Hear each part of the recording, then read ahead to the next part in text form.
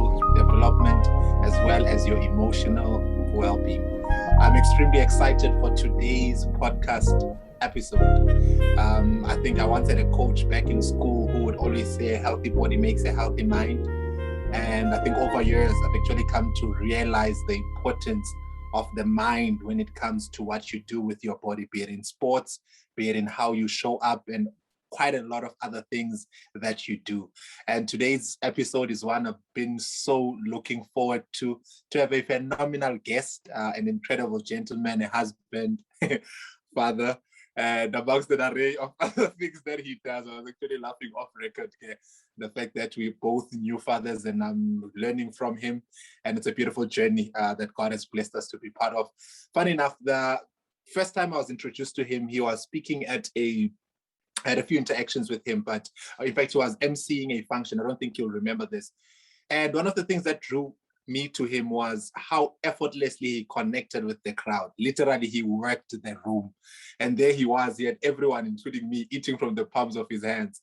And I just looked at this gentleman and I was like, yeah, no, some people are extremely gifted in life. And that's how I've come to know him. He's a motivational speaker, a master of ceremonies, a sports host, and he's got an incredible resume in terms of the stuff that he's done within the sports. Maybe just to brag a bit on him and some of the key sporting achievements that he's had: 4 times 100-meter relay, T42-46 Paralympic gold, and world record at the 2020 Paralympic Games. Just imagine. So sometimes we claim that we want to break records, but literally to him, it's not just theoretical, but it's practical.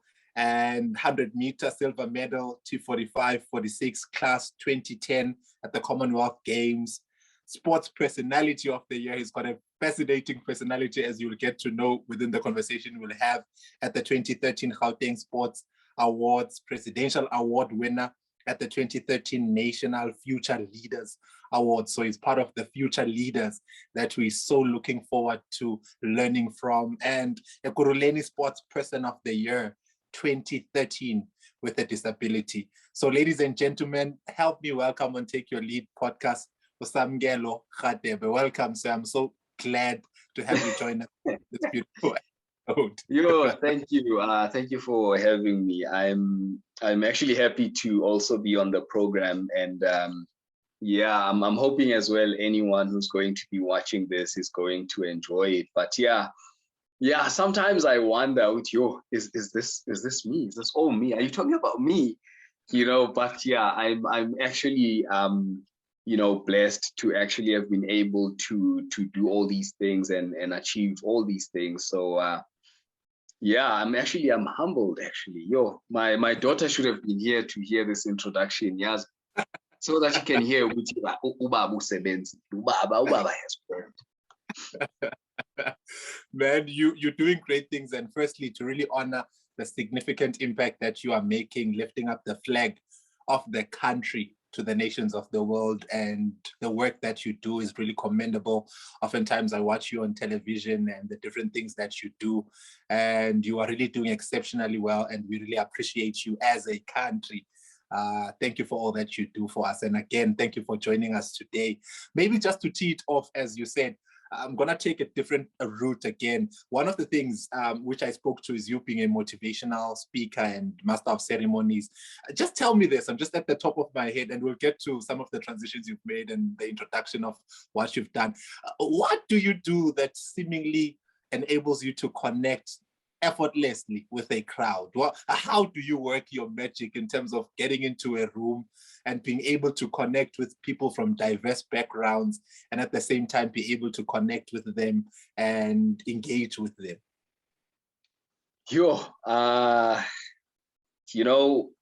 My father should not hear this, but my father is a brilliant speaker. He is a brilliant preacher as well.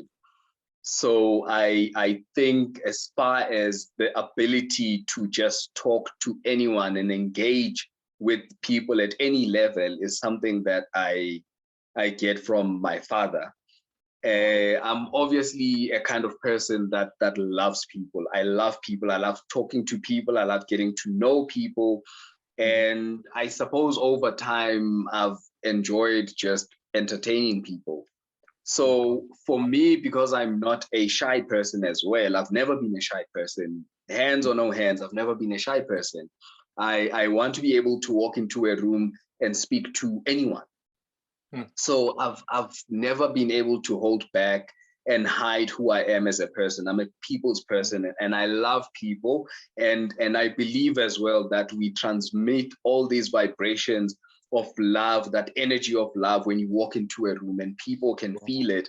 And I think that's where the immediate connection also comes in. People can feel those vibrations that you send out as a person. And if it's great positive energy, that is what they receive. And yes, I do emit a lot of that because I'm confident I have it. And again, maybe we'll talk to that as we continue, especially the confidence, because I've seen you, and it's really not, because some people might misinterpret that for pride, and it's really not pride, but it's confidence in who you are, and you're able to bring someone into your space. I remember we were attending a wedding with you guys, and we just connected with yourself and your wife, and we just like had amazing conversations from literally from nowhere. And that speaks of the person that you are, as you're saying, being able to just connect with your energy that you are emitting and being able to glean from that. But maybe we'll talk more to that. Maybe I'm jumping the gun because I'm so excited. Let me go back to to maybe our podcast audience who's like asking themselves, who's Samkelo? What has he done? And I mentioned a bit of your bio. Maybe tell us about some of the transitions that you've made in your personal life, in your leadership journey, sports journey, that have landed you to where you currently are right now. Sure. That would be 32 years worth of answering. But with I suppose the who I am, and where I come from. I mean, I was born in Soweto, being fortunate enough to be raised by both parents. They're still both alive. I had two older siblings growing up, and yeah, somewhere along the line, a younger sibling came through. Growing up, again, very confident person, very physically active. And I think another important trait, I was a very brave child. Wow. I was a very brave child, and I was very daring as a child. And I think this then allowed me to do a lot more things and to explore a lot more things than other people, because, when you get to a point where something is scary or it's like, this is a bit too much, I'd be the only one walking forward to say, I'm going to do it. So I grew up being that kid, always athletic. From grade 1, I've been nailing it, running, winning, happy child. And then somewhere along the line, when I was 9 years old, I suppose maybe it's the bravery as well, playing with my brother and a couple of friends. And, we took wires from a burnt tire and we threw those over electric cables. And then I had to go and pull it down, and then I got electrocuted. And yeah, 11,000 volts of electricity right there, finished. And everybody ran home and left me there. Luckily, my brother ran home to the same home we lived, and then said, yeah, hey, get better, la papezu, some game. Then yeah, we got help, and then I went to the hospital. I was there for 9 months. And the entire time when I was in hospital, I couldn't wait to get better so I could get out. Not because I hated the place, not because I was angry that I no longer have hands, because when I got to the hospital, they had to amputate them because they were now posing a risk to my life. They amputated them. All I wanted to know is, am I going to be alive after this? Do I stand a better chance of surviving this? And they said yes. And I said, I'll take life because I still want to live. What have I lost? I lost limbs, not my brain, not my heart, just limbs. Wow. So I will continue living.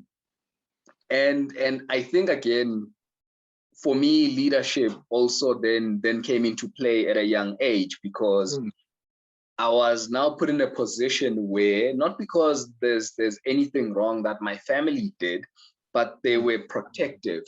They wanted to protect me from the world because the world is a mean place. Kids are mean. You know, kids are very mean. And they're like, yo, our child here will be laughed at by all sorts of people. People are going to be staring, and kids are mean. So maybe let's just try and protect him. And I said, I want to go out there. I want to face the world. Wow. And they would say, yeah, but I was like, guys, I'm a kid. Let me go and be a kid. So I had to then start leading my family to say, this is what I want to do. I know I used to do this when I had hands, but I want to try it without hands. So I had to then lead them and just allow them to be that safety net and support me behind me. So yes, there I was as a 9-10-year-old leading adults. Yeah. But yeah, it was a great journey. It was a fantastic journey. I still learn new things. I still learn how to just cope with the environment, you know, because people with hands, sometimes they think they make the world a better place, which they do, but there's then very little consideration for that 15% of the global population that has disabilities. So we constantly have to map and navigate life, because when you innovate with an able-bodied person in mind. So it's a daily and constant thing where we have to find ways of how to keep up with able-bodied people. But yes, leadership started at that age. The emotional intelligence to be able to deal with kids and also deal with adults as a kid. When young kids come to you and they ask you questions about what happened, some of them would laugh, some of them wouldn't want to play with you. And then you have adults who come to you and say, can I ask you a personal question? I don't mean to offend you. I don't know if you'll be comfortable with this. 23 years down the line, adults still approach me the same way. I know what you want. Just say it. It's okay, Chief. It's been 23 years. You guys have not figured out a better way of approaching. So the emotional intelligence to be able to indulge someone, because I know that talking to a person that's asking about my disability does not benefit me in any way, but it does something great for that person. Wow. So let me indulge you, because I don't know what part of your life my story is going to touch. So I will indulge you. Let's talk, let's engage, and talk to everyone, young, old, and yeah, that's the life now I grew up living. But I never stopped being a kid. Played sports, I did athletics, I went to school.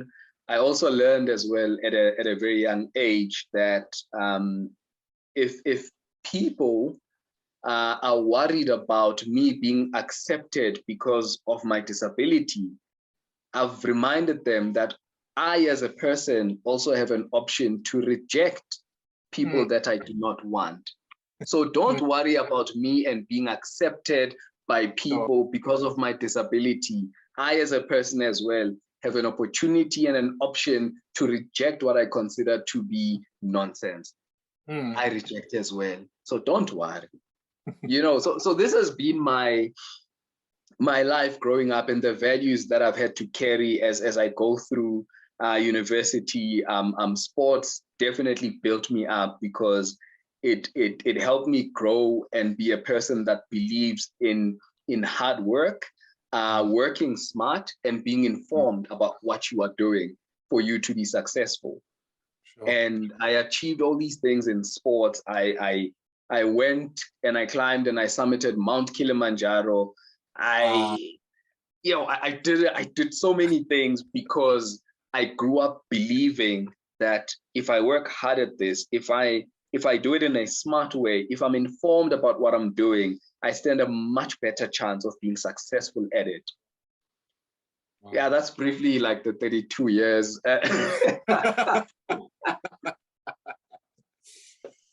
Wow, I'm actually so inspired, because you're saying so much. And podcast family, for those who are listening, either driving, I encourage you to pause and just backtrack on the past 3-4 minutes. It's pure gold. And I'll tell you why, because three things, just three threads I want to pull from what you said.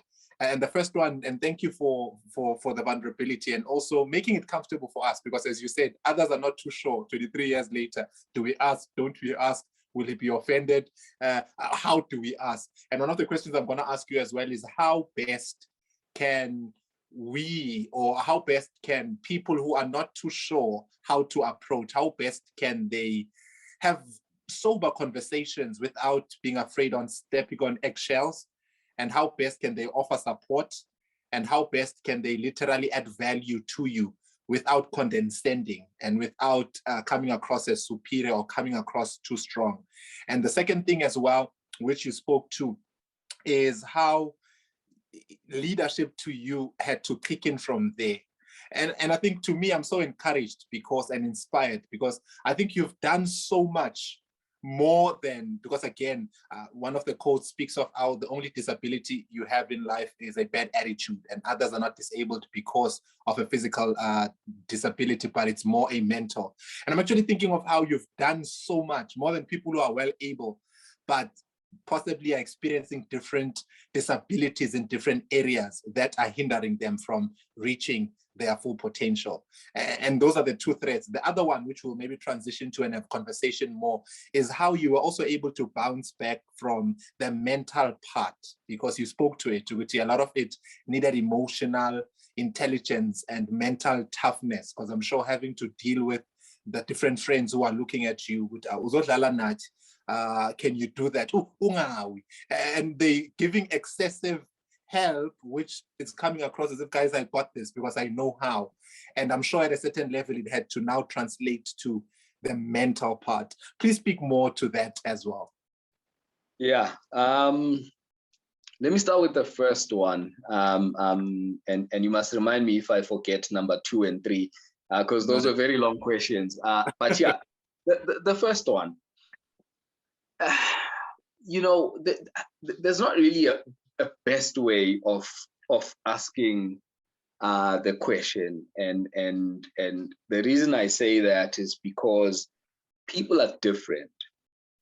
As a point of departure, my acceptance is that people are different. Hence, people have taken so many different methods to get to the same question. Sure. It's because people are different. Okay. I would rather give advice to the person receiving the questions to be the one that is more accommodative of these various personalities that are going to be sitting there and asking you all of these questions. Because if I had to give advice, I would say either ask the question or don't ask the question. What happened to your hands? Or what happened to you? How did you lose your hands? Get straight into it. But people want to, take you out for dinner. Let's go watch a movie. Let's have popcorn. Yeah, how was dinner? You enjoyed the dinner. Okay, so what happened to you? No, get straight into it. But again, Mzwandile, not everyone is like that, because people's personalities are not the same. Yeah. So you, as the person who has experienced a particular tragedy, or anything that becomes of interest to people, you need to be the one that is intelligent enough to be able to manage all of those people and their emotions. So that's really my advice. It's really to the person receiving and not the person asking. Reaching out. Yeah. And then yes, what's the second question again?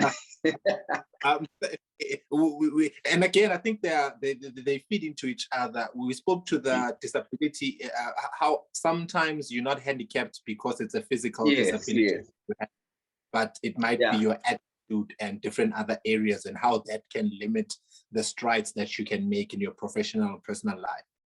Yeah. So something very interesting that I'll tell you about able-bodied people. So I can safely say you people.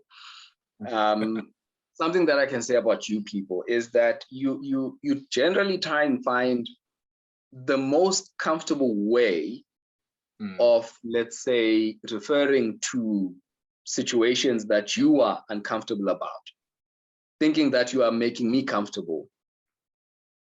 So you will call me a person with a disability. You will call me a person who is differently abled. You'll call me all sorts of names that you think are going to make me feel comfortable, when in essence, you are just trying to make yourself feel comfortable that you are not offending me. Because when you say, yeah, you know, I'm going to have a differently abled guest on my podcast, but aren't we all differently able? Hence, we all do different things. So there's that approach where able-bodied people try and make themselves, you know, comfortable around, let's say, disabled people, or us as people in general have an approach where we just want to find the most comfortable way for us of approaching a situation. It's a mental and emotional thing. Yes. And yeah, you see, I'm so important that even when I'm having interviews, people still say, but we want to be a part of it. There's an issue, Mzwandile, where as people, we don't often understand that when you believe in something that you want to do, you've already done half the job to achieving it. Wow. Because when in your mind, you do not believe that you can do something and achieve it, you are at ground zero. You have not even taken the first step. And that is just the power of the mind. Because once I've believed that I can do it. So an example with Kilimanjaro, before we even set out to climb that mountain, which took a week, I was already at the top of the mountain before I even summited. Because in my mind, I said, it's not going to be easy. There's going to be struggles. There's possible altitude sickness. But my mind, my body, you and I have already made it to the top. Wow. This means that it doesn't matter how difficult it gets on that journey. Brilliant. The mind and the body know that until we get to the top of that mountain, we are not yet finished. Wow. But that is the mind having done half of the job already. Wow. So when you fail to believe in goals that you even want to set for yourself, you've already failed and you have not even started. Growing up, Mzwandile, you'd look at a very beautiful girl and be like, she's out of my league. You've already failed before you even started. Sure. Because she is so beautiful. How many more guys have the same attitude? And the poor lady is there lonely because nobody wants to approach, because most people failed before they even started. Mentally, I've decided, no, sekangidambile lo. We grow up sometimes with this, and then we start implementing it in other things where we are now just applying that failure mentality. So then who's disabled? Because being disabled is to an extent having a physical impairment which renders you unable to do something. But when we are so damaged mentally, it means that there are so many more disabled people out there. They just don't realize it. They think that a disability is what you physically see. But what are my limitations? None. Wow. Because up here, I see no limitations. Wow. So yes, that is my approach to your second question. And I mean, I can give you so many scenarios where we limit ourselves just because we don't believe. We don't want to believe. You actually answered both of them, and brilliantly so. Thank you so much for that, because you spoke as well to mental toughness, and something you spoke to as well. I love, and congratulations again for the summit, Mount Kilimanjaro. I was like, wow. And you spoke to how at a certain point you had to you tell your mind, whatever we're experiencing, me and you, we're going to be at the top. And I think this has a lot to do with the soft skills, which are not external, but internal. And maybe speak more to that, as well as to the importance of soft skills, especially in sports. Because I think it's beyond just kicking the ball. It's beyond just running. It's beyond just whatever sport, even golf, which is part of the sports, which a lot of golf is actually a mind more than actually swinging the club.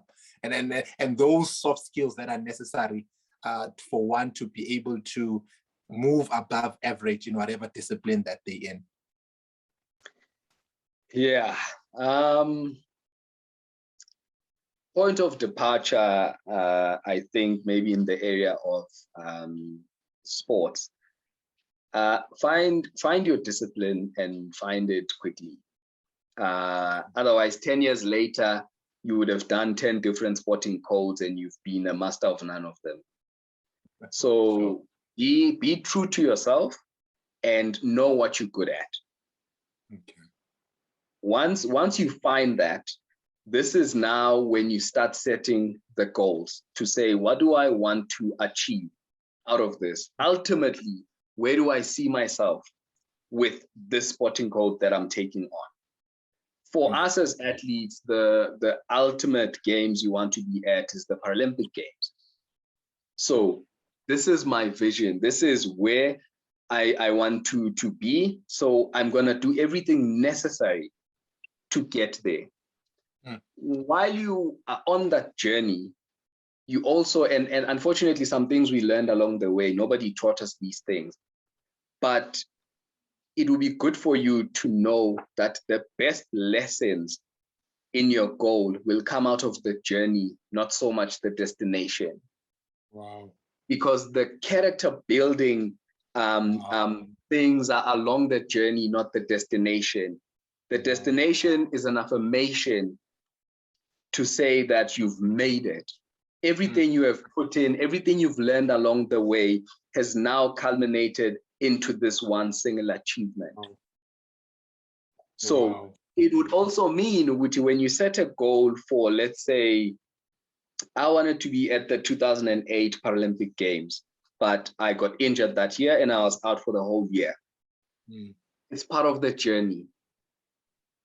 So yes, it would have been the destination, but it is okay because there's other Paralympic Games 4 years from now. But this is part of the journey, which taught me not only to work hard, because I was working hard, but just working hard towards achieving the goal. And because of that bad injury that I had to now start implementing skills of working smart and being informed about what I'm actually doing.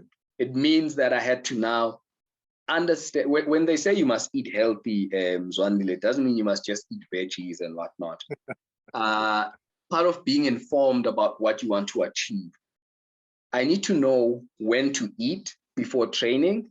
I need to know what to eat before training. I need to know what to drink during training, and I need to know what I must eat immediately after training to aid with recovery. Wow. That's information. I'm informed about, the things I need to do to achieve my goal. When you work smart, part of me working smart, because of the injury I had, it means that working hard and so hard that the injury gets worse does not serve you. So spread out the load, maybe take a day off here. Recovery is also good for you. When you rest and do nothing, it doesn't mean you're being lazy, but give your body time to recoup, to recover, to re-energize, and then continue again, working towards your goal. You learn skills like it is okay to fail. Not because you are a failure. You become a failure when you don't get up.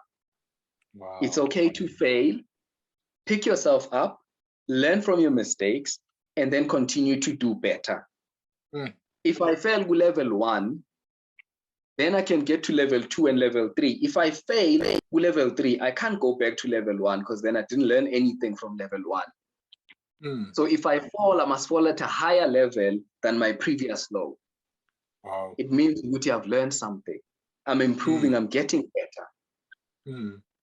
So there's the 10 years that I've been an athlete. I mean, there's so much that I've had to learn, and you have to also humble yourself and be willing to learn from other people. There's so much that other humans can teach you. The advice you get can make you a better person. You can't possibly know everything. So you humble yourself, you learn, you keep your mind, you set your goals, you follow them, you consistently put in the small efforts over a period of time. All of that culminates into success. Eventually, you would know you're not going to go to gym a week later, so in a six-pack. Doesn't work that way. But you need to do all of that small work consistently over a period of time. Then you're going to get your six-pack. Then you're going to get the goal, or closer to the goal that you want to achieve. You have to be consistent, and you have to do it over a period of time. Make it a habit, make it a part of you. Wow. Yeah, I can go on and on, but no, it's really taking so much, and I'm sure our podcast audience as well are just really, you said so many profound things, especially within, I love one of the things you spoke to about failure as well, as to how it doesn't define you. It only defines you if you do not learn from it and take the next step and move forward. And I know, as you said, within the 10 years of being an athlete, you've learned so many lessons.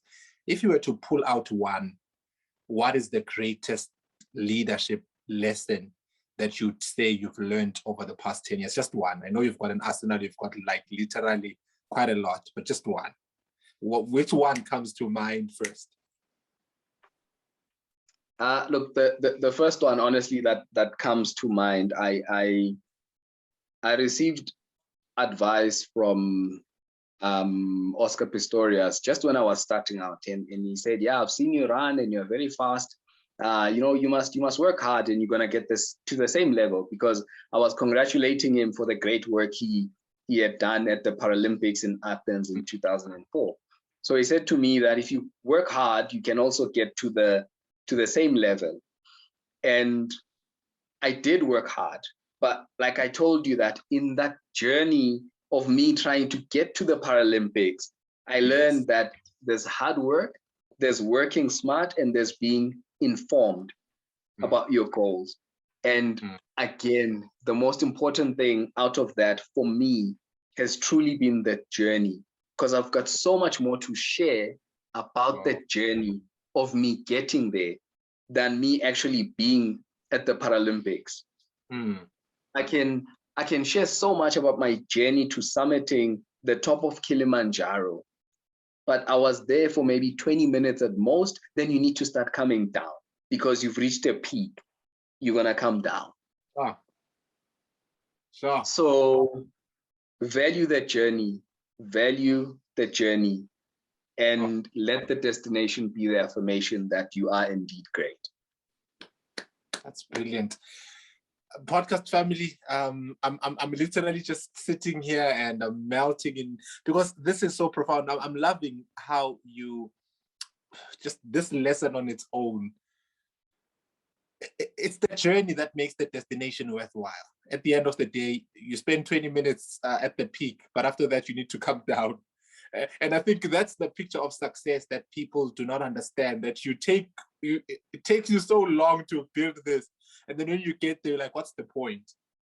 And if you've lost your way along the way, and who you've become becomes a stranger, and then it's no longer worth it.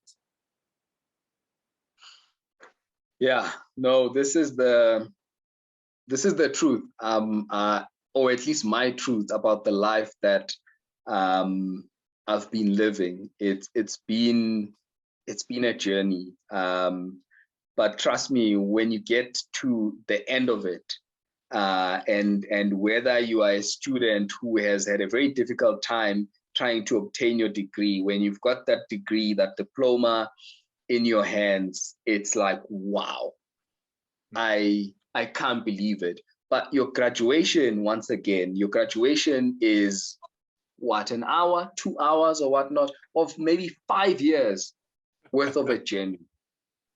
Wow. Journey is important. Wow. Podcast family, if you do not take anything from this podcast, just take that. The journey is extremely important. And it's what makes the end goal or the end result worth so much more. As we bring in our plane for landing, the last question, what area have you invested in? Which one area have you invested in that has given you a high return on your investment? Whew.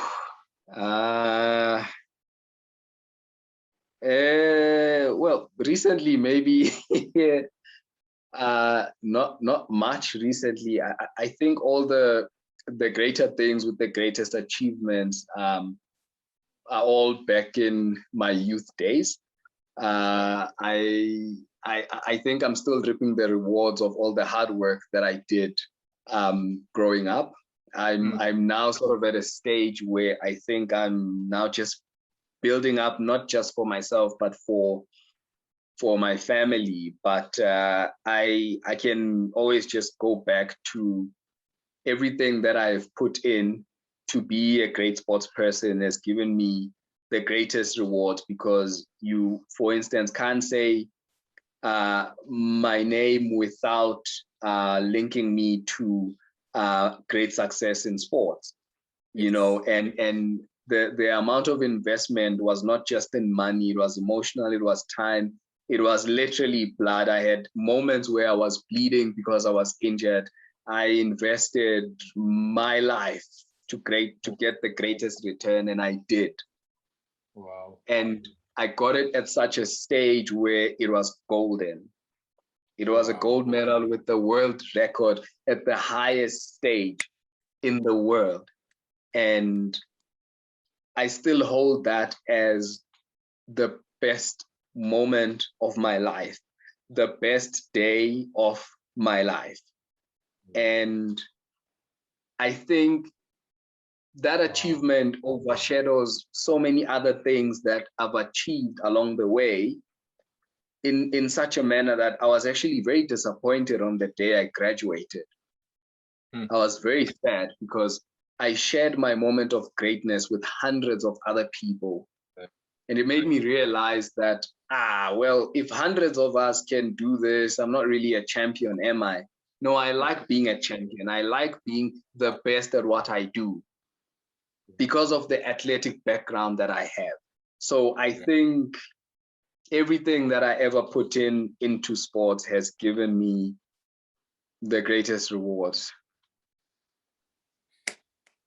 Well done. I think once again, you've literally raised the flag of South Africa so high, and we congratulate you and thank you so much for inspiring so many athletes, so many individuals to know that there's so much more to life if one just has the mind and is willing to pay the price. And thank you for paying the price. We know that it came with a lot of sacrifice. To date, it still does. And we reap the rewards, and so do you. So thank you so much for that. Any parting thought on your side before I bring in our podcast episode to a close?